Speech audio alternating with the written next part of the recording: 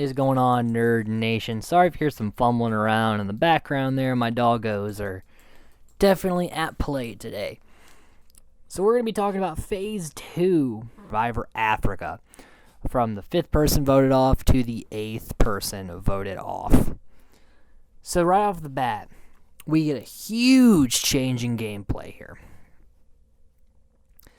Basically, each tribe was asked to send 3 ambassadors. And so Bran sends Kelly, Lex, and Tom, while Samburu sends Silas, T-Bird, and Frank. And what they don't know is that they're actually sending 3 people to be swapped. So Kelly, Lex, and Tom go to Samburu, while Silas, T-Bird, and Frank are now a part of the Bran tribe. Tom, not happy about this. Not happy about getting thrown into the Samburu tribe. Lindsay, she's panicking. She's like, I have votes against me. They can tie us with our votes. This is not bueno for me. Lex and Tom, they're not happy about how the camp life is.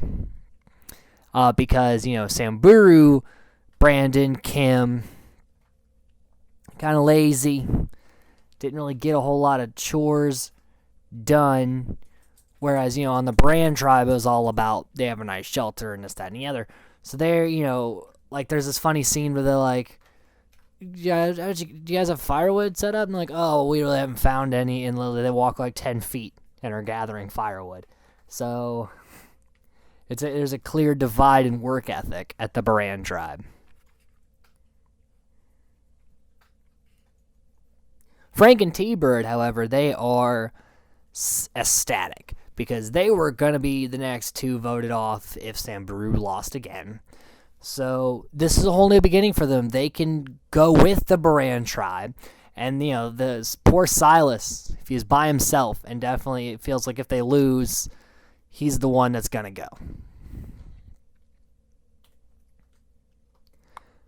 Tom and Lex, they're trying to figure out who to target.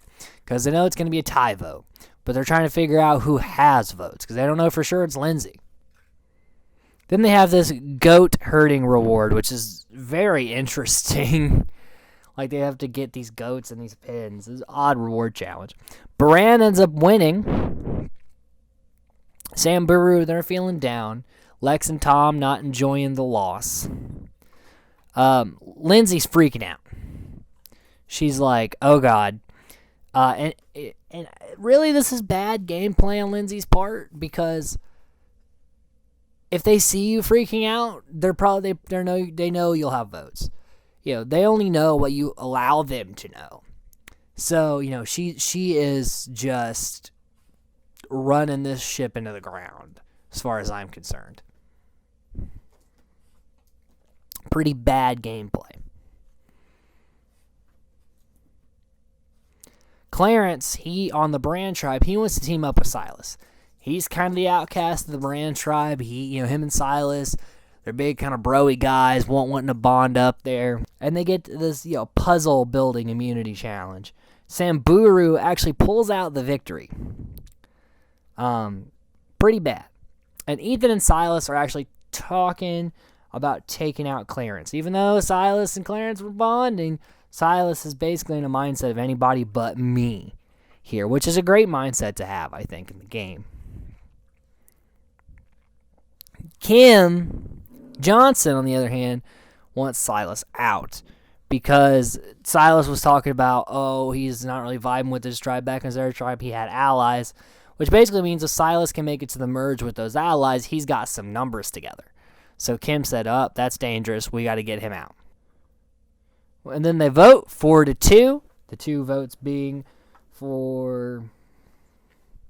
can't remember the other 2 votes, but 4-2. Silas is gone.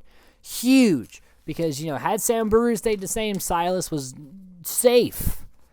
But, the way that things shook out, that tribe swap really cost Silas his gain. This was huge. This is trademark, expect the unexpected kind of stuff here. Now, at this point, tribes, they're thinking a merge has to be happening soon. We're like one vote away from a merge. And they're not wrong. Lex and Tom really starting to get over the lazy mindset there at Samburu.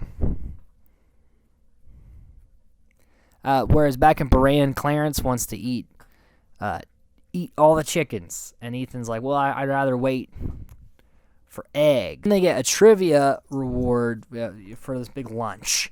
Samburu wins, fills their bellies. Lindsay, super sad. Silas was the one getting voted off. They were like, crap, that's not good for us. We're at a disadvantage here.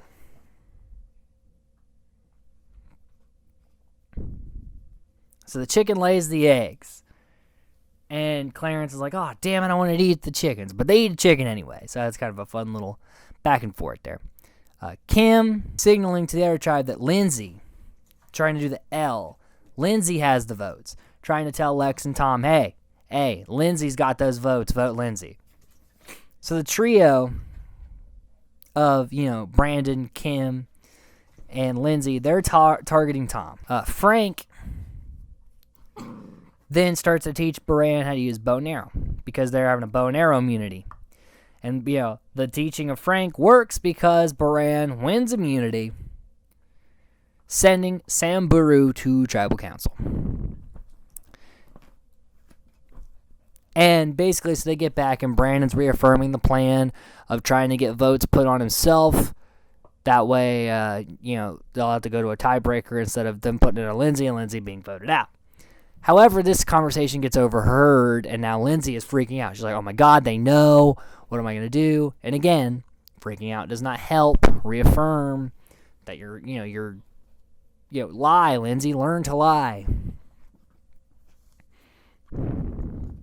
So she actually starts planning on voting out Brandon with them if they're pinning the votes on Brandon, and then she'll stay in the game. 3-3. They put the vote on Lindsay. Pass votes. Lindsay is out of there. Brandon then is, however, glad that she's gone because she was such a nervous wreck. It was a liability, which is very true. If someone in my alliance was doing that, I would not be sad to see them go either. However, Brandon and Kim Powers feeling very weak, as they're not heading into the merge with good odds. The merge then hits, and they go over to the Beran camp, which is the much better camp, and they get this huge, water bucket kind of immunity challenge here. And, the elimination order is Kelly, Kim, Brandon, Kim Johnson, Tom, Frank, Lex, and Ethan. Then it comes down to Clarence and T-Bird. Because they had to, hold their arm, above their heads. T-Bird convinces Clarence to throw it to her. T-Bird wins immunity. Bad move on Clarence's part because he's kind of outcasted here. Frank kind of feels isolated too, but Frank's isolation, I really think, is his own doing. He's kind of a solitary guy, doesn't really have a lot in common with a lot of these people, and that's really not good in this sort of game. However, I think there are other targets that he can kind of coast by for a little bit. Then they play a Never Have I Ever, and Frank doesn't really feel like doing that, so he's going out trying to talk to this elephant in elephant language, which is kind of a funny little moment for Frank. Now the new tribe is known as Moto Maji. And Frank sees a lot of whispering, a lot of things happening. He doesn't like that. When people are whispering and you're not in on it, they're probably talking about you. Then Lex actually goes up to Clarence and is like, hey man, you're probably the one going home. Which, telling someone that they're going home is never the best move. You should probably just let the vote happen. Because really it just causes some unnecessary drama moving forward. Kim and Kelly are definitely a bit upset about him telling Clarence too. They're starting to not trust Lex, which again, more drama for telling someone they're going home. So we're heading into the final non-jury. We're merged, but we got one more pre-juror to have. And by a vote of 8-2, Clarence voted out of the tribe. And Lex, a little worried about who else voted for him. Lex got 2 votes. He's like, it was Clarence and who else? He doesn't know that T-Bird was the second vote because T-Bird promised Clarence she wouldn't vote him out to get that immunity challenge. So he's very upset about it. He wants to slit whoever's throat it was who did it. And I get this reward. It's like throwing items in a basket. Ethan wins reward.